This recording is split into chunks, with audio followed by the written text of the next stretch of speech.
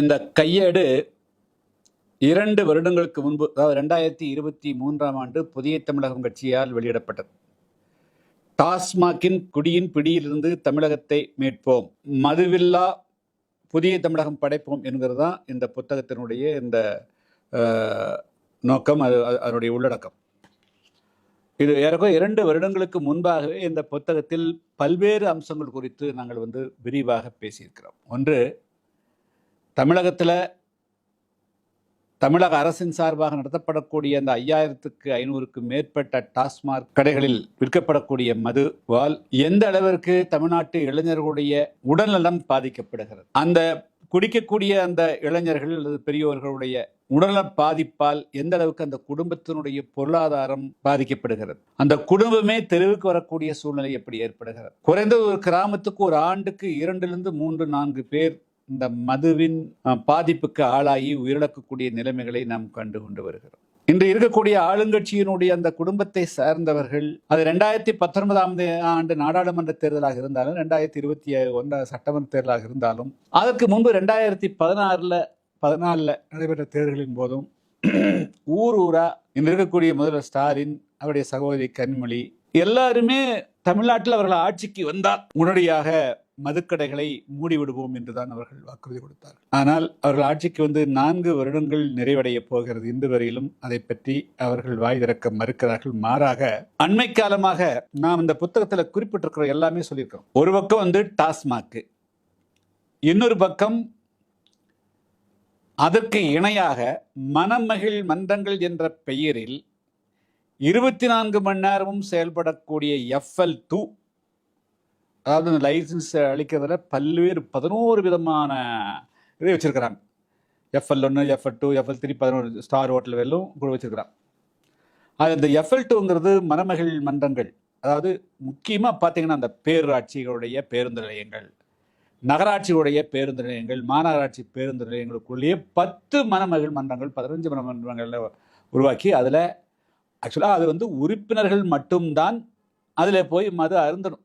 ஆனால் பெயரளவுக்கு உறுப்பினர்கள் என்று சொல்லிக்கொண்டு, ஆனால் 24 மணி நேரம் சட்டத்துக்கு விரோதமாக நேரடியாக டாஸ்மாக் இருந்து மதுவட்டில் மட்டும் இல்லை, கள்ளத்தனமாக பல மாநிலங்களிலிருந்தும் வரக்கூடிய மது அங்கே விற்கிறாங்க. அதுக்கெல்லாம் அரசாங்கத்துக்கு வரி கட்டுறதில்லை.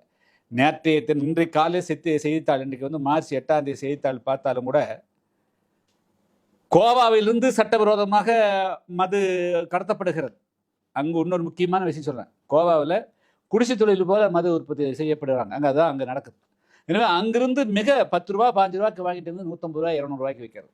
ஸோ அதுபோல் இங்கே தமிழ்நாட்டுக்கு அந்த மது இறக்குமதி செய்யப்பட்டு கள்ளக்கடத்தல் செய்யப்பட்டு இங்கே பெரிய அளவிற்கு தமிழ்நாட்டு மக்களுடைய வாழ்வாதாரத்தை பாதிப்படை செய்கிறார்கள். இது ஒன்று. அதுபோக அன்னைக்கு முக்கியமாக ஆளுநரை சந்தித்து நாங்கள் ஒரு மனு அளித்தோம்.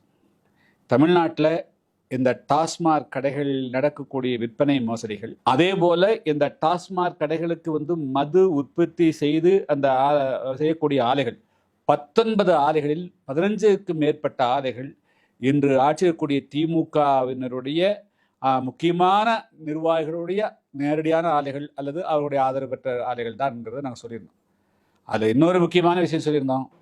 இந்த ஆலைகளில் சப்போஸ் உதாரணத்துக்கு 1 லட்சம் பாட்டில் அங்கே உற்பத்தி செய்து அது டாஸ்மார்க் வருவதாக வைத்துக் கொள்வோம். அந்த 1 லட்சத்தில் 50,000 பாட்டிலுக்கு மட்டும்தான் அரசு குறிப்பிட்டிருக்கக்கூடிய கலால் வரியை செலுத்துகிறாங்களே தவிர 50,000 பாட்டில்களை பின்வாசல் வழியாக அனுப்புகிறார்கள். இதன் மூலமாக மட்டுமே ஒரு ஆண்டுக்கு 1 லட்சம் கோடி ரூபாய் மிகப்பெரிய ஊழல் நடைபெறுகிறது. எனவே தான் செந்தில் பாலாஜி அந்த அமைச்சராக இருந்தால் இன்று அவருக்கு அமைச்சராக இருக்கக்கூடிய அவர் மீது வழக்கு தொடுப்பதற்கு அனுமதி வேண்டும் என்று நாங்கள் ஆளுநரை சந்தித்து மனு அளித்தோம். 2 வருஷம் முடிஞ்சு போச்சு. இன்னைக்கு என்ன பார்க்குறீங்க? நேற்றைய தினம் தமிழ்நாட்டில் எந்தெந்த ஆலையெல்லாம் நாங்கள் குறிப்பிட்டு சொன்னோம், எஸ்என்ஜி ஆலை, அதே கால்ஸு, அதே போல் அக்காடு. ஸோ இதுபோல் முக்கியமாக திமுகவினுடைய ஆட்சியாளருடைய குடும்பங்களுக்கு மிக நெருக்கமானவர்களுடைய அந்த மதுபான ஆலைகளில் சட்டவிரோதமாக, அதாவது அரசுக்கு வரியே செலுத்தாமல், இன்னும் மது போதை அதே தீங்கு, அரசாங்கத்துக்கு செலுத்தக்கூடிய வரி கூட செலுத்தாமல் நேரடியாக, அதாவது 20 ரூபாய்க்கு பெருமானதுக்கு 100 ரூபா வரி வச்சு அது ஒரு வருமானம். அது அரசுக்கு போகணும். அரசுக்கே போகாம பல்லாயிரக்கணக்கான கோடி ரூபாய், ஒரு வருஷத்துக்கு 50,000 கோடி அரசுக்கு வரணும், 50,000 கோடி ரூபாய் அந்த 5 கம்பெனி மூலமாக ஆட்சியாளர்களுக்கு போகுது. ஸோ இப்படி ஒரு மிகப்பெரிய ஊழல் நடைபெற்றுக் கொண்டிருக்கிறது என்பதை 2 வருடங்களுக்கு முன்பாகவே ஆதாரத்தோடு நான் ஆடிட்டர் ஜெனரலுக்கு கொண்டு போய் நேரடியாக மனு கொடுத்தேன். இப்போ சொல்கிறேன், யாருக்குமே தெரியாது. 2 வருஷம் ஆடிட்டர் ஜெனரல் ஆஃபீஸில் போய் கொடுத்தோம். இன்னைக்கு 2 வருஷம் கழிச்சு இடி போய் விசாரிக்கிறாங்க, அமலாக்கத்துறை விசாரிக்குது. இதன் மிகப்பெரிய உண்மைகள் எல்லாம் வரும் நினைக்கிறேன். 2018 அல்லது அதுக்கு முன்பாக எப்படி இருந்தாலும் சரி, பல லட்சம் கோடி ரூபாய் தமிழ்நாட்டு மக்களுடைய உழைப்பு சுரண்டப்படுகிறது. இதை சுரண்டுவதற்காகத்தான் அவர்கள் மீண்டும் மீண்டும் ஆட்சியிலே இருக்க வேண்டும் என்று அவர் துடியாய் துடிக்கிறார்கள். ஒரு வருஷத்துக்கு சராசரியா 50,000 கோடி ரூபாய் சட்டவிரோதமாக ஒரு குடும்பத்துக்கு மட்டும் போவதற்குண்டான வாய்ப்புகள் இருக்குது. எனவே அது வெட்ட வெளிச்சமாக இருக்குது. நான் 2 வருஷத்துக்கு முன்பாக எதற்காக நாங்கள் பேரணி நடத்தி, ஆளுநர் மாளிகை பேரணி நடத்தி மனு கொடுத்தோமோ அதுக்குண்டான விசாரணை இப்பொழுது துவங்கிக்குது. இன்னும் சொல்லப்போனால் அந்த ஆளுநர் இடத்துல நான் இன்னும் போய் 2-3 நாள் வலியுறுத்துவேன். அதாவது முதல்ல நாங்கள் கொடுத்த வழக்கு அவர் மேலே வழக்கு தொடுக்கிறதுக்கு பர்மிஷன் கேட்டிருந்தோம், கொடுக்கல. எனவே இப்போ இந்த விசாரணையில் வரக்கூடிய உண்மைகள், அன்று நாங்கள் சொன்ன குற்றச்சாட்டுகள் எல்லாம் வச்சு பார்க்குற போது 1 லட்சம் அல்ல, அதை விட 2 லட்சத்துக்கும் மேற்பட்ட கோடிகள் மிகப்பெரிய சட்டவிரோதமாக மற்ற பல பேர் பயந்து கொண்டு இருக்கிறார்கள் என்பது தெளிவாகிறது.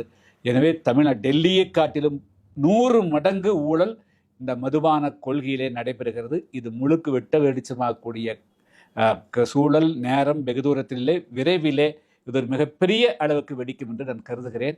அதற்கு முன்பாக தமிழ்நாட்டு மக்களிடத்திலே சொல்லிக்கொள்ள விரும்புவது, இப்படிப்பட்டவர்களுக்கு மீண்டும் மீண்டும் ஆதரவு கொடுப்பதா என்பதைத்தான் மக்கள் முடிவு செய்ய வேண்டும்.